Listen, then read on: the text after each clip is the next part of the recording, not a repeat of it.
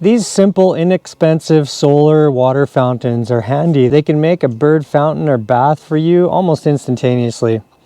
But the challenge I found, and that you may find too, is how do you clean these things once they stop working well? I picked this one up about 8 months ago, and I use it quite often. It's been in 4 different countries already. If you need to purchase one or a number of these, I'll leave a link in the description below to make it handy for you. The challenge I've found, and probably what you're finding too, is that after several months or maybe even up to a year, depending on your conditions of using it, the water just doesn't spray out as it used to, and that's where I'm at right now. You can hear the impeller going, and it's moving a little bit of water, but when I first bought the thing, it would probably spray 10 to 12 inches high.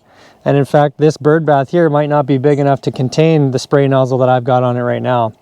And currently, it's just barely bubbling over. So I was looking at 2 options now. Either buy another one, and as I mentioned, they are inexpensive, but I'd rather see if I can clean it, save myself even a little bit of money, rather than keep buying these things for me, which would be about every 4 to 6 months. So I'm gonna try to clean it, and I'm gonna show you the results of how it goes. You might wanna try this too. The nozzle that I'm using, I've inspected it, and to me, it looks pretty clean. You could run a toothpick or a pin in there to further widen the holes, but I can just tell by watching it that, and from my experience in aquariums, that it's the impeller. There's probably some debris in there impeding the flow of water and greatly affecting the power coming out the other end. So that's where I'm going to try to focus. The challenge is, and you may have found this too if you own one of these, is this pump and impeller is butted up right against the solar battery pack. And so at first look, it's almost impossible to get out of there without breaking it. So I started looking around on the internet and I saw the solution, so I'm going to demonstrate it for you here. You can see this centerpiece right here where the water comes out. I saw somebody take their thumb and put down some downward pressure on that. Then you come around to the back and you'll notice that this wiggles. So if you wiggle this while putting downward pressure on this, you can wiggle this thing till it comes out. Now be gentle because this cord here is going to be important. Once you get that out, the thing that you've been trying to get at the whole time should, well, you can see how much debris is in there already. So I'm hoping that with a little bit of scrubbing, I can get that debris out and get this thing working again the way it was when it was out of the box, which is basically a little geyser. Okay, good. That came out nicely. This would be another place for you to clean. This white thing will come right out. It's battery. This white thing will come right out, and it's what generates the power of the water. I can see mine here is looking pretty clean. I might take it out and clean it anyway, but where I'm going to be focused on is this little part in here. It's kind of like a built-in filter for debris, and holy cow, does it pick it up. So I'm going to focus on there because I do get a lot of debris and bugs in my fountain on a regular basis. So let's go ahead and do this, and we'll have another look at how this thing's operating. Now I've got a couple of little brushes that I'm going to use that I use to clean my hummingbird feeders often. This old worn out toothbrush works really well to get into small crevices, and if we have to get serious, I'll use this nail brush. You might be wondering about the hummingbird feeders here that I'm using, why I use such small ones. It's because I travel around the world 6 months a year looking for exotic hummingbirds from all over the place. And so these small plastic ones fit well in my luggage. You'll be able to find links to those in the description below. And if you're interested in hummingbirds that you've never seen before, there's lots of videos on my channel showing you some really exotic hummingbirds from many different countries. I'm going to start scrubbing this dry, just to see how much of this debris I can get off before I use the soapy water.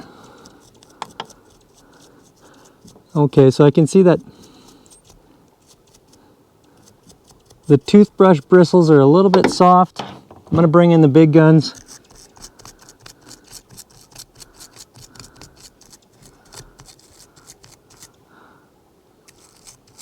That's also on the soft side.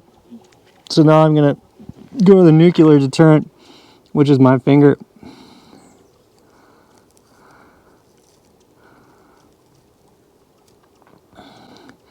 Okay, from experience, I think that what this is here is a foam insert.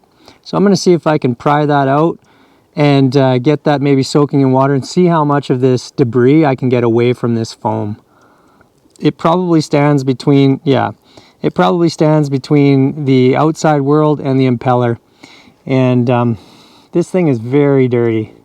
So we're gonna clean that up, and hopefully that's gonna take care of the majority of our problems.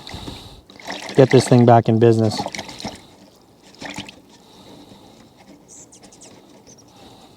This is just a little square of filter foam. If yours is so dirty that you can't get it clean, you can probably buy this in bulk at aquarium stores, hardware stores, a variety of different places, and just switch it out to a new one.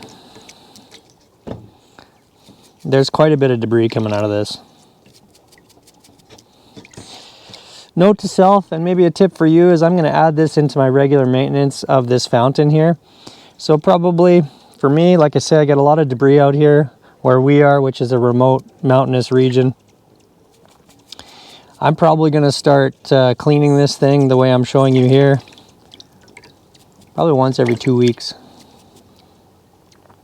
Okay, we've given this thing a fairly thorough clean, and I don't know if you can see it from that distance, but you can see through the porous holes now. There's considerably less debris in there than there was a few minutes ago. And I'll try to show you how much debris is actually in this pan of water, but it's quite a bit. Let's put this back together really quick and then see if we've made any positive effect on how much water the thing can spray.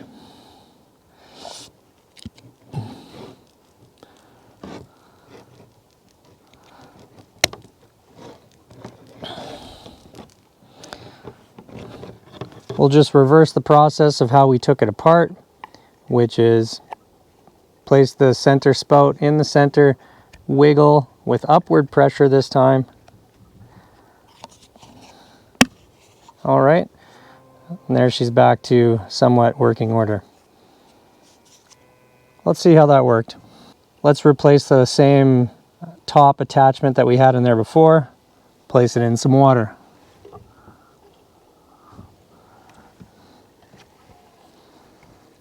Yeah. Okay, so you can see that's actually spraying out the end now already.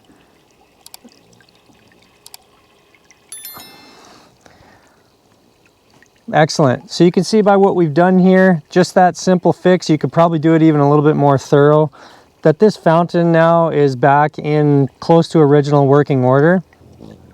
We're pretty glad that worked, eh, buddy? You can get a bath out of this. Wow, that's really spraying. Okay, let's try to move that. Now that you know how to clean and refresh your solar fountain, you might want to know how to reduce or eliminate yellow jackets at your Hummingbird feeders. Or you might be interested to know this time-saving hack when it comes to cleaning your feeders that I'm going to share with you here.